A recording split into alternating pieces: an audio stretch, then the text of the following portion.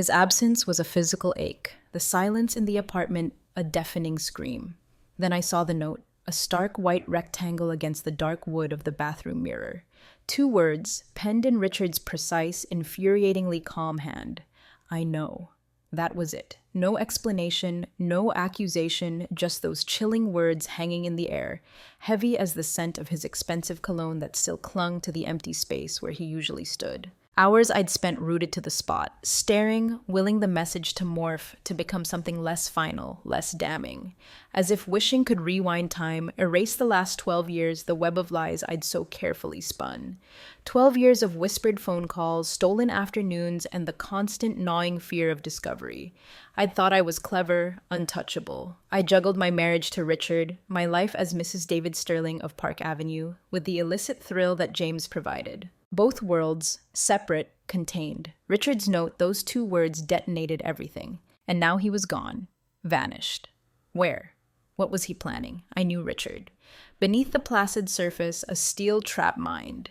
He wasn't a man of outbursts, of raised voices. His anger was a silent current, cold and deep, and that silence now was terrifying. It wasn't just the absence of sound. It was the stillness before a hurricane. This sprawling apartment, our home for 40 years, felt alien, hollow. I was a stranger here now, adrift in the wreckage of my own making. My carefully constructed life was dissolving, the pieces scattering like dust motes in the afternoon sun. Ethan. James. He was a ghost from a different life, a reminder of a passion I thought dormant, extinguished by years of Richard's quiet presence. But this wasn't about James, not really. This was about Richard, about the quiet fury I knew simmered beneath his controlled exterior, now unleashed. I'd called his cell again and again. Voicemail. I'd torn through the apartment, drawers flung open, closets ransacked, desperate for a clue, a hint of where he might have gone. Nothing. He'd evaporated. That was the most chilling part. The not knowing, the waiting, the certainty that somewhere out there, Richard was watching, calculating. He was a chess player, always thinking several moves ahead, and now I was a pawn in his game, at his mercy, waiting for the inevitable checkmate. And I deserved it. Every agonizing second. I'd built this prison myself, brick by deceitful brick, lied, cheated, convinced myself I was untouchable. Now, surrounded by the opulent trappings of a life that was no longer mine, I waited for the hammer to fall. What form would his retribution take? I had no idea. No idea what was coming. Looking back, I searched for the pivotal moment, the single wrong turn that led me to this precipice. Was it one catastrophic decision or a slow erosion, a series of imperceptible choices that chipped away at the foundations of my life? The truth was, it was insidious, gradual. It started 12 years ago. I'd just turned 56. Eleanor Sterling, owner of a moderately successful art gallery in Chelsea, wife to Richard for nearly 3 decades. Our life was comfortable, predictable. Richard, a partner at a prestigious investment firm, often absent on business trips, provided stability, security, respect. But respect wasn't passion. And somewhere along the way, the spark had flickered and died, replaced by routine, by polite formality. The gallery was my refuge, my sanctuary. I poured myself into curating exhibitions, discovering new talent, nurturing young artists. That's where James walked in. He was a painter, barely 30, raw talent mixed with crippling insecurity, unpolished, vulnerable. He had a spark, a restless energy that resonated with something dormant within me, a reminder of who I'd been before life settled into its predictable grooves. I didn't see it at first. The pull, the subtle magnetic force. I was his mentor, his champion, but the lines blurred. Late nights at the gallery, after the crowds had gone, became the norm. Wine, conversation, art, life, dreams. James had a way of seeing me, truly seeing me, in a way Richard hadn't for years. Richard, for all his reliability, had become remote, preoccupied with his work, his world shrinking to spreadsheets and quarterly reports. One evening, after a particularly successful opening, James and I were celebrating in my office. The gallery was quiet, the city hum a distant murmur. He looked at me, a look that made my breath catch, a look that spoke volumes, a language neither of us had dared to utter. And then he kissed me. I wish I could say I recoiled, remembered my vows, thought of Richard waiting uptown. But I didn't. I leaned in, lost myself in the moment, in the intoxicating rush of feeling alive again. That night, James and I crossed a line. a line that couldn't be uncrossed. It wasn't just the physical act, it was the connection, the illicit thrill, the escape from the gilded cage of my life with Richard. I told myself it was meaningless, a lapse, a fleeting indiscretion. But weeks turned into months, months into years. James became a fixture, a constant in my carefully compartmentalized life. I became adept at deception. Richard's frequent business trips were my cover. James and I met in secret. His cramped studio in the village, sometimes the gallery after hours. My phone became a weapon of defense, locked, texts and emails meticulously deleted. I convinced myself I was in control, that no one would ever know. Deep down, a cold dread coiled in my stomach. Borrowed time. Eventually, the debt would be called in. Years bled into each other. The affair deepened. James became more reliant. Emotionally, financially, I funded his projects, subsidized his rent when sales were slow. In return, he made me feel young again, vibrant, desired. More than just Richard Sterling's aging wife, a decorative accessory in his perfectly ordered world. I told myself I could keep them separate, these two halves of my life.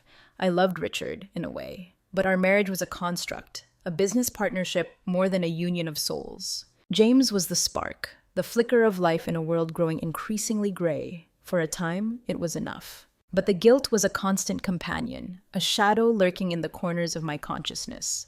Every dinner with Richard, every social event, I felt like an imposter. Did he suspect? Could he see the lie etched on my face? Richard was a man of few words. If he noticed the subtle shifts in my demeanor, he never betrayed it.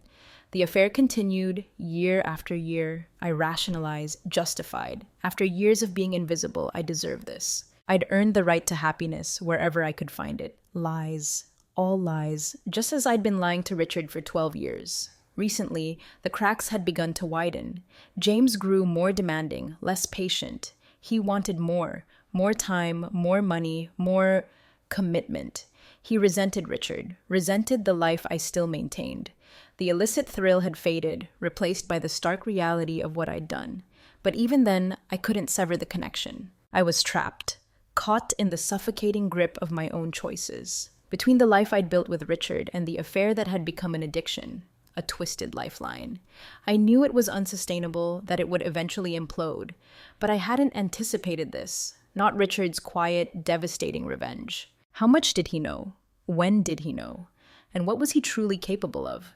Richard wasn't a man of grand gestures, of operatic displays of emotion. He was methodical, deliberate. His thoughts were his own, processed in the silent chambers of his mind.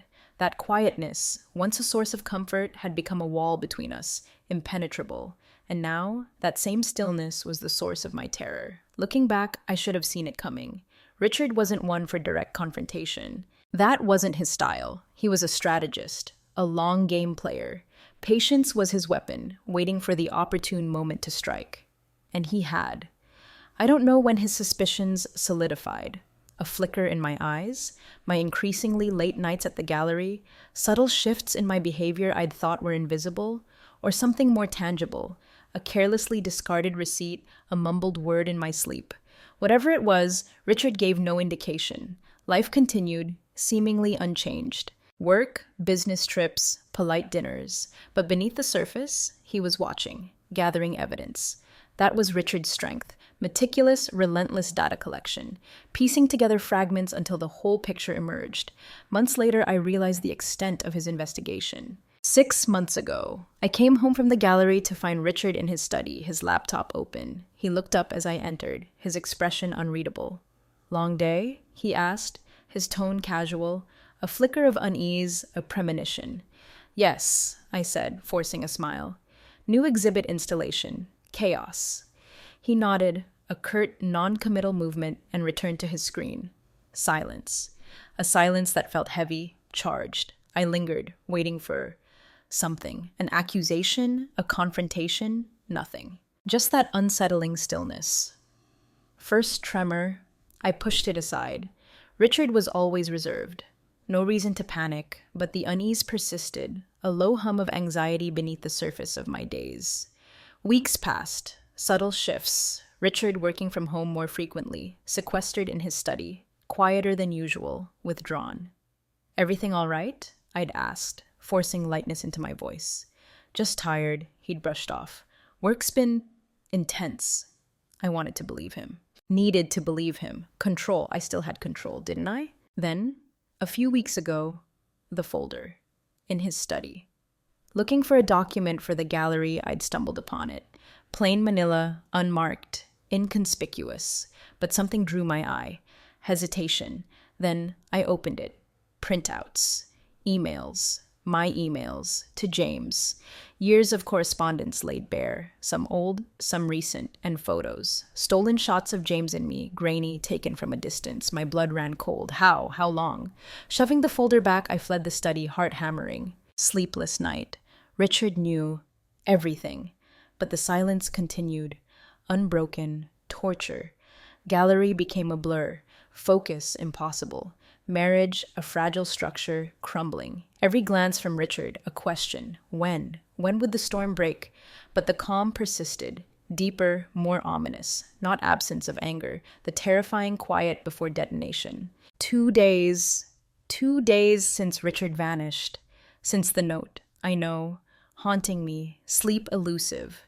Food tasteless. Richard's face burned into my eyelids. The moment of discovery, the look in his eyes, not rage, not even sadness, something colder, more desolate, and then gone. Initially, denial, a walk, space to think. He'd be back. We'd talk. Damage control. Maybe salvage something. Hours became a day, then 2, reality sinking in, leaden, suffocating. Richard wasn't returning, not in the way I desperately hoped. Apartment, different, empty, too silent, familiar sounds, floorboards creaking as he moved, rustle of the morning paper, ghosts, deafening silence, wandering rooms, aimless, searching for what? A clue? Reassurance? Nothing. Note. Only the note. Phone calls unanswered, voicemail messages, pleading, desperate, silence in return. Where was he? Terror, not knowing. Neighbors murmuring. Richard's absence noted. Business trip, I offered, voice strained, unconvincing, doubt in their eyes. They knew. Something was wrong. Greg, our son, Boston, distant relationship with Richard, strained over the years, monthly calls, ritualistic. Richard missed the last one. Greg called, voice tight. Mom, Dad, where is he? Lie caught in my throat. Business trip. Weak, pathetic, pause. Suspicion palpable. Business? Dad doesn't travel for business anymore. Swallowing, voice trembling. Last minute. Didn't have time to tell anyone. Silence. Then, okay, but not okay. Let me know if you hear from him. Worried, Mom. I will. Hollow promise. Collapsed on the sofa, hands over my face.